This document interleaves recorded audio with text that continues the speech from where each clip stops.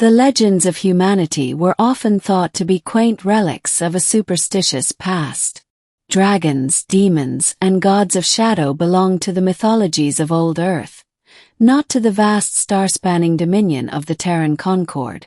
And yet, in the cold reaches of the Persian Rift, where suns burned weak and shadows clung like oil to the void, humanity discovered that myths had long memories. The fleet logs of the Concord Expeditionary Force record the beginning with sterile precision. Cycle 3341. Segment 27. System X. 4517. Encounter anomaly. Gravitational shear, hostile entity. But the survivors would later whisper another name, one dragged from half-forgotten texts. Ancalagon the Black, Morgoth's final terror. The beginning, a shadow stirs. Commander Elias Vey of the TCS Archangel stood at the observation deck, gazing at the twisted star ahead. It was a collapsed dwarf, bleeding pale light across a dead system. His fleet of 23 ships hung like silver shards in the dark, their drives muted, their weapons at standby. "Readings?" he asked, his voice low. Science Officer Kalen adjusted his holodisplay. "Gravitational anomalies off the charts, sir. The well shouldn't be this deep. Something is feeding on the star's remains. Or," he hesitated, "or caged within it." Vey frowned. Rumors had followed them across the rift, whispers of a terror sealed away in the age before humanity's rise. The Elderly spoke of it in fragments, always with dread.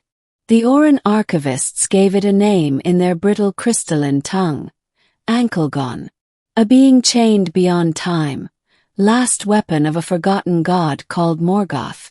Most humans dismissed it as alien superstition.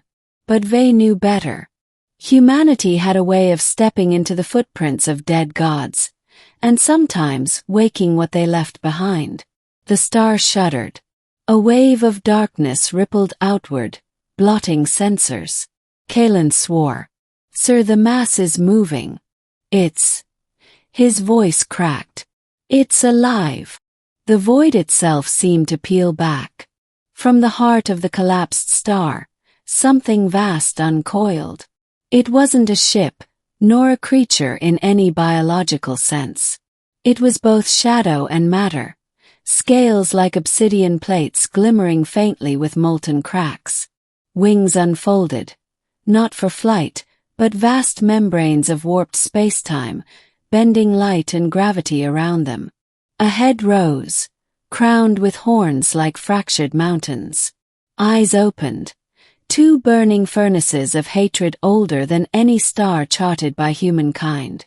The fleet's calm screamed with a voice that was not sound but terror itself. "Who dares unbind me? Who dares trespass in the silence of Morgoth's will?" Kalen whispered the word humanity had not spoken for millennia, except in fairy tales. "Dragon." "Well, not a dragon. The dragon. Ancalagon the Black." The middle, humanity against the shadow. The first attack came swift. A single sweep of Ancalagon's wing tore open spacetime. 3 destroyers, Vanguard, Oathkeeper, and Seraphim's Call, were ripped apart as if toy models, their crews lost without even time to scream. "Form line. All batteries fire." Vey roared, and the void erupted in light. The fleet's particle lances and plasma torpedoes lanced across the dark, striking the colossal form. For a heartbeat, they thought they saw damage, the black scales glowing, fragments tearing away. But then, impossibly, the fragments reformed, matter knitting like shadow flesh. Ancalagon's laughter rolled across every comm channel, a sound of mockery older than the human race. "You fight as the Eldar once did. With light, with fire, with hope." They too burned. A gout of energy erupted from Ancalagon's jaws, a beam not of plasma or antimatter, but raw annihilation, a scream of entropy. The TCS Radiant Dawn was caught full in its path. The ship didn't explode. It simply ceased to exist, atoms unmade. Fear spread like contagion. Men and women aboard the fleet felt it in their bones. This was no mere alien weapon.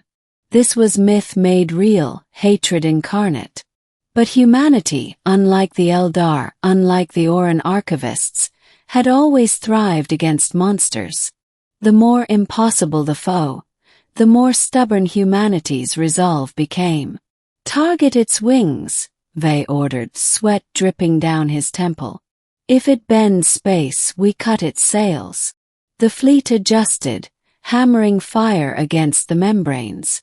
At last, a scream of true pain echoed from the beast, vibrating across hulls. A section of wing collapsed into nothingness, forcing the creature to reel. For the first time, Ancalagon faltered. The revelation, Morgoth's last weapon. In the heart of the battle, Kaelin unraveled the data, his mind racing faster than fear. "Commander, listen to me. This isn't just a creature. It's a weapon." The archives were right. It was Morgoth's final terror. The star was its prison. That's why this system was abandoned. The Eldari couldn't kill it, so they chained it in gravity's heart. "Can we kill it?" Ve demanded, as the ship trembled under a near-miss blast. Kaelin's eyes gleamed. "Not with weapons. Not by force. But humanity has what the Eldar never did." "What's that?" Kaelin smiled grimly. "Defiance. We don't fight to preserve their order. We fight to break every chain the universe throws at us. That's what Morgoth never accounted for. That's why he feared us." Ancalagon's voice surged again, scorching their thoughts. "You are insects, fleeting shadows of flesh. Morgoth was your doom long before you crawled from your cradle." Ve opened a channel to the fleet. His voice thundered across every ship. "Listen to me. That thing believes we are insects. Prove it wrong. Humanity has faced gods, tyrants, and extinction. And every time we've endured. We will not kneel to shadows. We will not bow to a dead god's hound. We are the terror in the dark now. Fire everything." And the fleet answered. The turning point. Fire of humanity. Every warhead, every lance, every desperate charge lit the void.